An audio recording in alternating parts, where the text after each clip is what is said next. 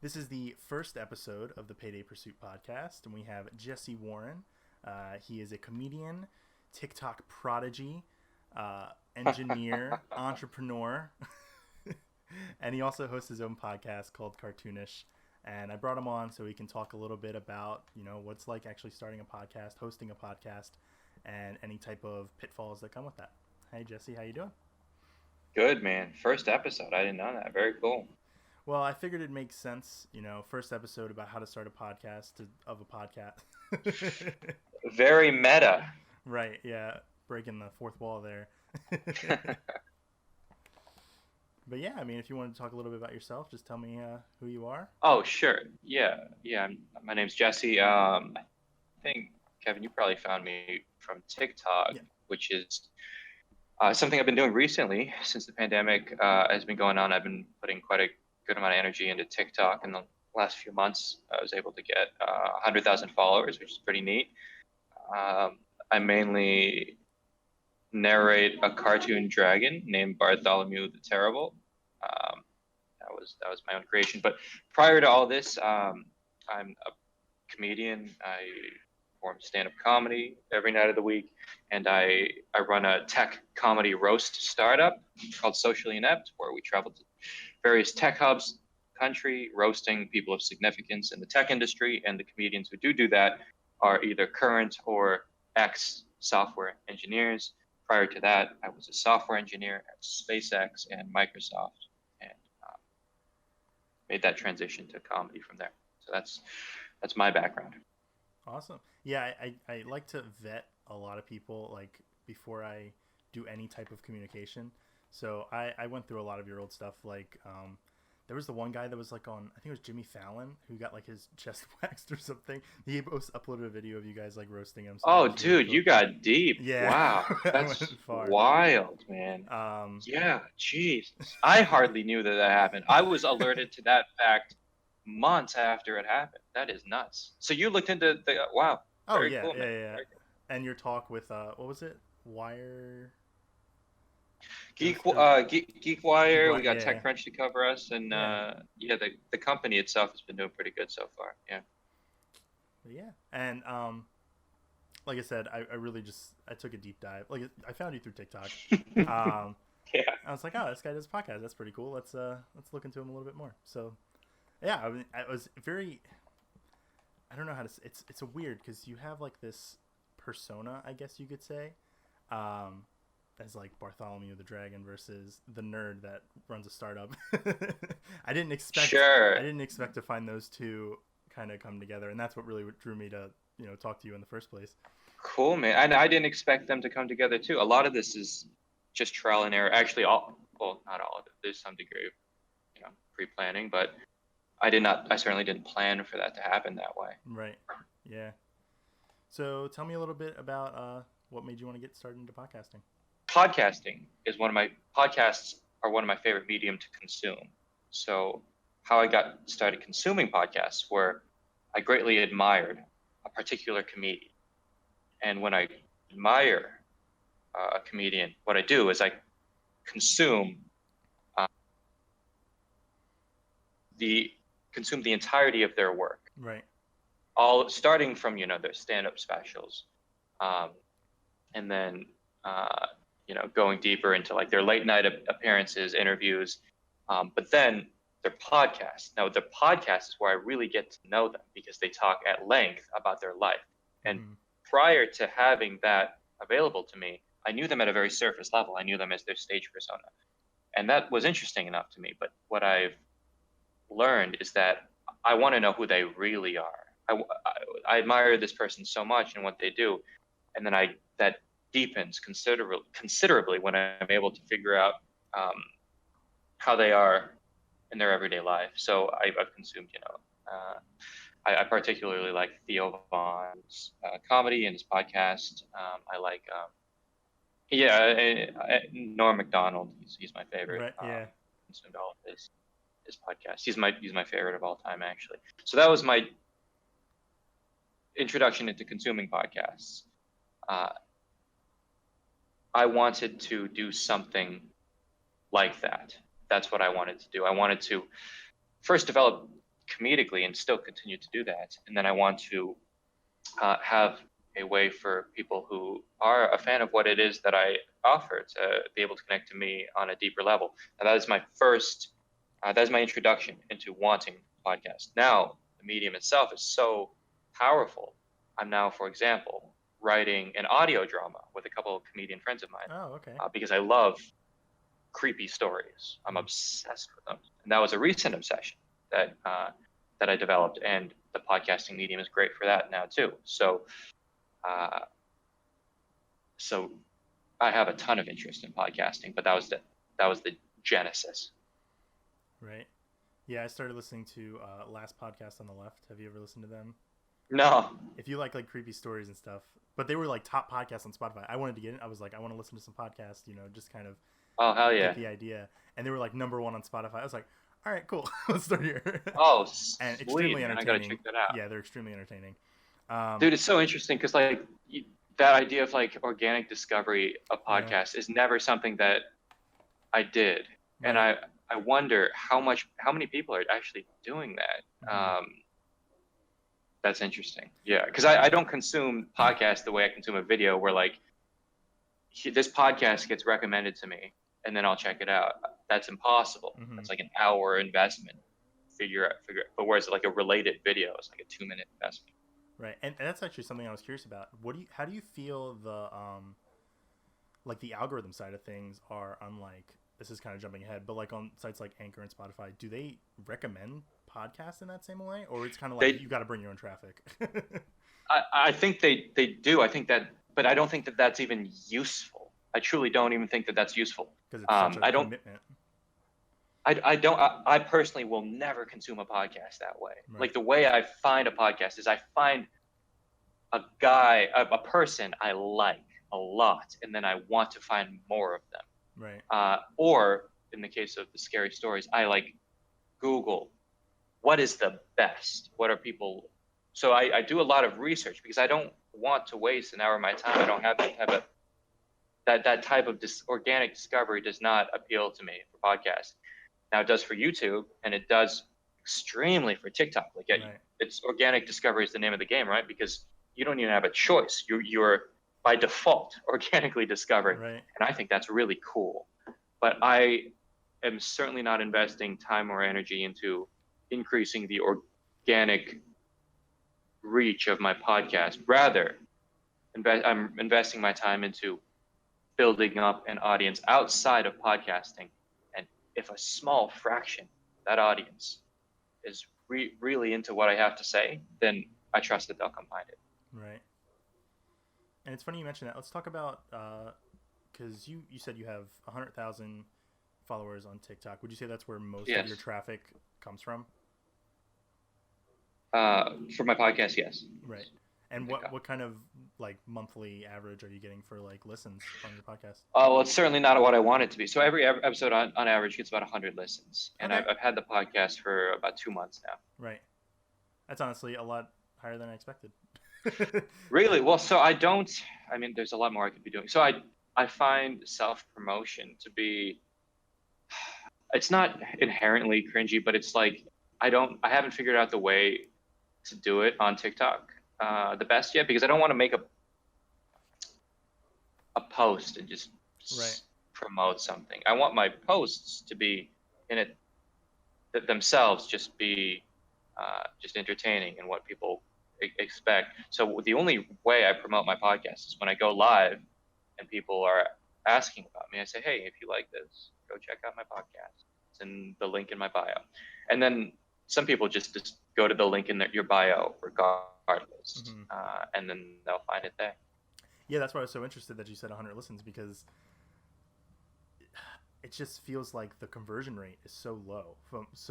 I started the YouTube channel and I made a video. I know, right? And I have 25 subs. Yeah. I was like, what?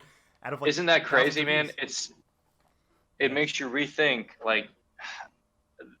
just how invested a TikTok fan is, or the value of a TikTok person. And I actually don't think it's that's the right frame of perspective to be looking at it, because it's not that a TikTok fan is not a a true fan, but it's the reach. Like, you can't even reach the people who are fans by making a post. Now, this is insane, right? That's not how anything else works. But that's the sacrifice that's necessary in order to have TikTok have this massive organic discovery. And that's the price you pay, right? Right. So I haven't figured that out. I mean, my general thinking now is I just have to have like 1 million TikTok followers. Like my girlfriend, for example, she's got 700,000 followers. And she got that all in the last couple of months. And she's got like 6,000 YouTube subscribers now, and that's all from TikTok. So that's not bad, right? Like, Right. that's nothing to blink at. Is 6,000. That's not a phrase. Nothing to sneeze at. That's nothing to yeah. 6,000 on YouTube. That's valuable, and that's enough to start gathering its own kind of momentum. Right. Mm-hmm. Yeah, I think alone, I don't know. Again, like you said, it's not the right frame of mindset, but like a follower on TikTok, I feel like is less likely to be more committed to content than like a YouTube subscriber or, you know, an Instagram follower or something like that. It's a lot less, in my opinion. At least from what I've seen. No, it's true. It's literally true because I think it's like not very many people on TikTok go to a person's page and then consumes their content video by video. It's all For You page. Right. So in that way, some of your followers aren't even aware of who you are as a creator. They just see a video you create and they're like, I want to see more stuff that may look like this. Even if it's not even from you. It's just like signaling to the algorithm that this type of content is something I appreciate. Yeah. All right. Let's go into the next question. Let's talk about startup costs. What kind of equipment are you using? How much do you know how much money total invested you've had just for your podcast alone? Dude, it's just a mic. I bought a Yeti, and it's like $100. The startup costs, I mean, that's the coolest thing, man. You can just start a podcast. You don't even need that Yeti. You can just record on your phone. Mm-hmm. And it can be definitely good enough quality. Yeah, that was also the other cool thing. Again, we'll get into Anchor as well, but like just the idea, I don't remember I think it was Gary Vee, and he started talking about, he described it as something. It was, I think he said like YouTube or Twitter for your voice or something like that. Like that's the way he pitched it. And I was like, yeah, because I mean, you don't need money to start a Twitter account. Like no one really thinks of, I mean, like I said, phone's good enough. Same for YouTube. I mean, phone is usually good enough for YouTube too. Yes. For cameras and the whole nine, yeah. I mean, that's the coolest thing about living in the time that we're living is like, it's good enough for everything. Like you can, and it's been shown over and over again, kids with a phone launch careers. That's just a thing that's possible now. So, and it's a podcast is no exception. Right.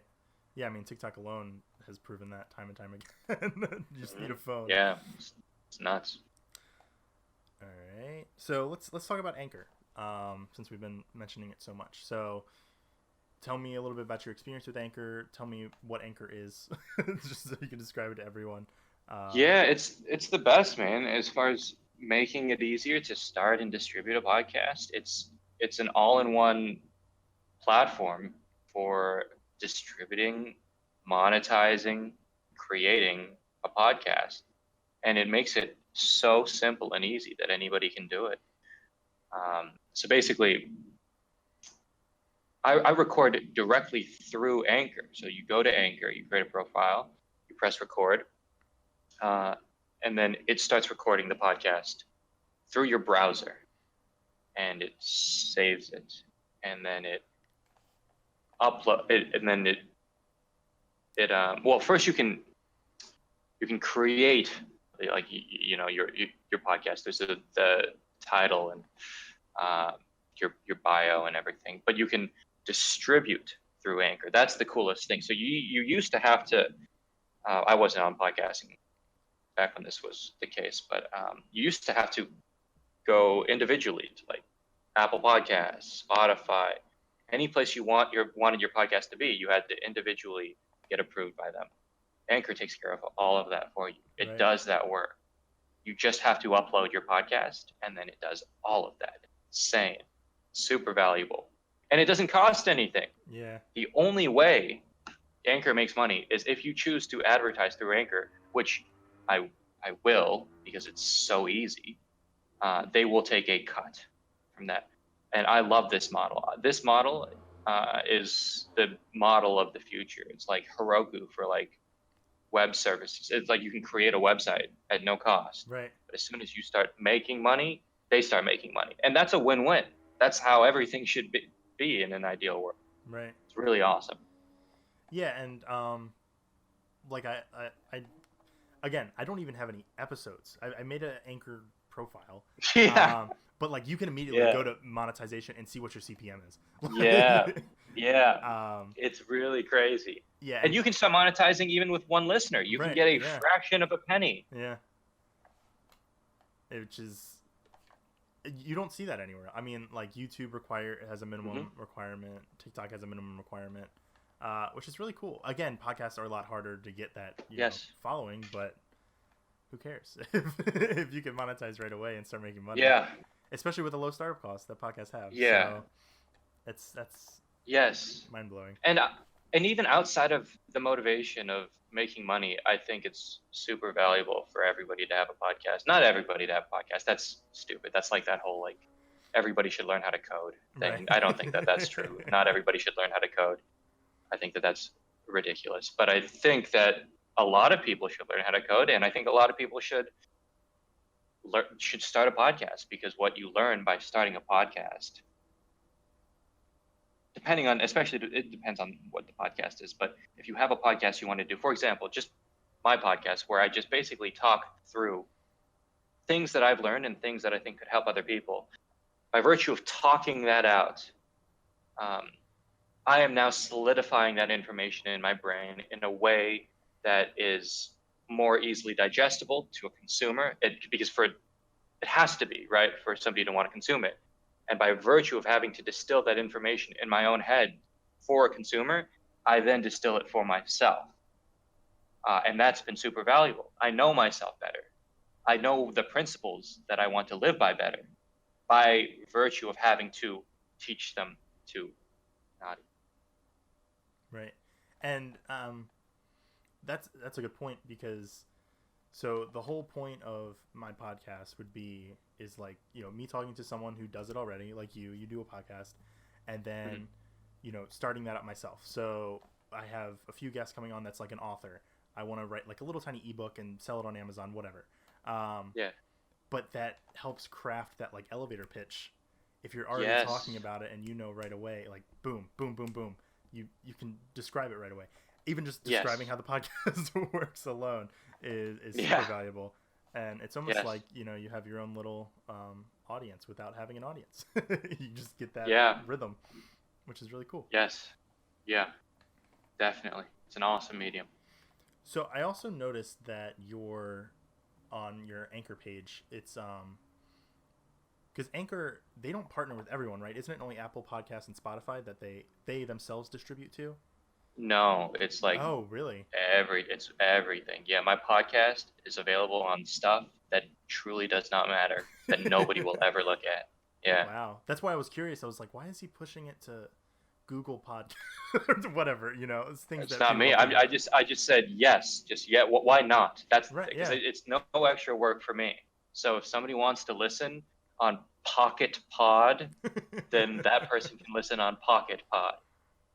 Wow, that's crazy, because they definitely advertise Spotify. Well, then again, I think Spotify bought Anchor, didn't they?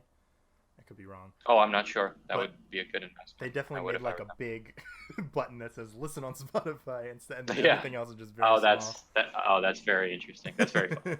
Yeah. I mean, that's very funny. Good for them. I mean. Yeah. All right. Lastly, is there any type of tips that you would have to anyone out there, myself included, who wants to get into a podcast and wants to start? Yeah. So there's, I have a feeling that a lot of people would like to start a podcast, and tell themselves that someday they will start a podcast. I have a feeling that was my case. Certainly was my case. But the only thing stopping them is, well, first they have to come up with a podcast name, and they have to, brainstorm what it's going to be about. And, you should do some of that. But I recommend short-circuiting that whole feedback loop that goes on in your mind that actually stops you from and keeps you putting off starting a podcast, because it's much more comfortable to not start a podcast. It's a very vulnerable thing to do, to just speak your mind, and your brain is going to try to protect you from the potential embarrassment of sharing your thoughts. So what I did, and what I think would be effective for other people too, is to short circuit that by just start creating a podcast. Now, I started my podcast before I even knew what title I would use. And I thought that was pretty cool, right? I was like, I short circuited it to that extent. Like I didn't even know what it was called. So as I was recording the first episode, I was actually talking through some of my ideas, figuring it out on the podcast. And and whether or not that's interesting to anybody to consume, I actually think that it's kind of interesting. I basically, when I create a podcast, I think about like, what would I find useful, especially a younger me? What would I want to listen to? And that's what I try to put out. And that idea. Oh, keep going. No, please. Go ahead. No, go. No, I had absolutely nothing to say. I was gonna say it's funny because a lot of people, I don't know, maybe it's just me, but like with things like YouTube and I don't know, like Twitch streaming and TikTok, whatever, the kids have like an anxiety of showing their face. Like, I don't know, Sure. an embarrassment. But podcast is, so much of that is cut away. Like, anyone can sound, like, you don't know who that is if you just hear the voice. Sure. So it's so weird to see podcasts not being, like, as big as something like YouTube or, like, everyone's making a podcast. Blah, Yes. blah, blah. And maybe that's because the platforms that produce distribute podcasts aren't as, like organic growth as like YouTube or TikTok, but it's still such an interesting dynamic, I guess. That is a very interesting observation. Yeah, I haven't thought about that, but I think you're completely right, because it's inherently less vulnerable. You're literally showing less of you than you have to on another platform. Yeah. Yeah, I mean, people don't want to show themselves for who they really are. I mean, you can see that in literally me and my girlfriend's entire persona on TikTok. Right, yeah. My girlfriend is like a caricature of herself, and she admits to it. And this is true vulnerability and true power, in my opinion, is her admitting that she started this character because she was fearful of showing her singing just as herself. Right. And only after getting this insane positive response is she now confident enough to showcase her singing as herself. The reverse was a little bit true for me, where like I didn't start off as a masked dragon character. I'm a little more open to showing my face, but there's comfort in not having to show my face in this character form. And just like in podcasts, without having to show myself physically, that does definitely reduce the anxiety associated with judgment, because it's just one fewer thing you could be judged for.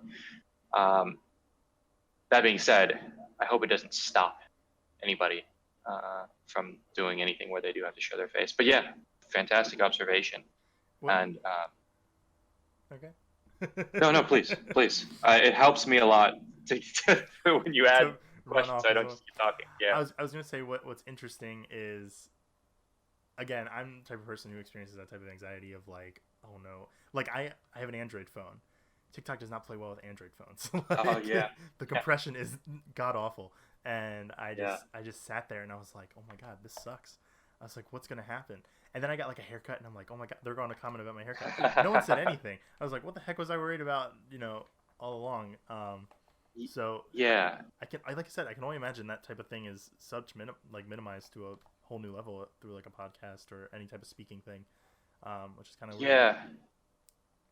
Yeah, and I think on some level we all know that people aren't as judgmental as we fear they're going to be.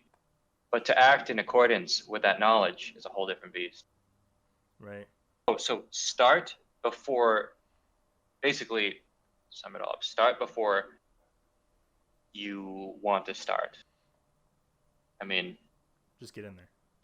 Yeah, please generalize that to life as you see fit, but especially in podcasting. Start before you're ready to start. Oh, and I think it's really interesting to think, I think the sound of your voice is actually quite important in podcasting. At least when I consume podcasts, I like it when I like the sound of the person's voice. And what a lot of people don't really think about is like you can control that. You can change the sound of your voice. So feel free to play with that and sound the way you want to sound. And you can do that through vocal exercises, tongue twisters, breath exercises. It's crazy. Your speaking voice is in your control. So change it. Right. If you don't like it. And even if you like it, make it better. Yeah, I did. This was years ago, but when I was like 14, I had like a little YouTube channel. And I ended at like 5,000 subscribers or something like that. And there's always that disconnect when you first hear your voice on camera and you're like, that's what I really sound like. But then immediately you adjust and you change it to where you're like, oh yeah, that's what I sound like. Yes. Yeah. I'm okay with that. I'm okay with this now. I'm okay with what I sound like. Yeah. But I think that's all I really had. Cool, man. All right. Thanks for having me. Absolutely. Thank you. It's been a pleasure. Any final words? Anything you want to promote towards the end? Sure. I mean, go listen to my podcast if you if you like. It's called Cartoonish. It's available everywhere. If you like self-help type stuff, that's primarily what I talk about. It's my primary interest in life. It always has been since I was about 16. It's the thing I've cared most about in life, is just figuring out how to live better. And now there are a million self-help outlets out there. I hope mine is unique in that, well, everybody's journey is different. But I hope that the experience and the years that I put into stand-up and in comedy help make that medicine a little more palatable. So, yeah, let me know what you think if you do listen to it. All right. Thank you, brother.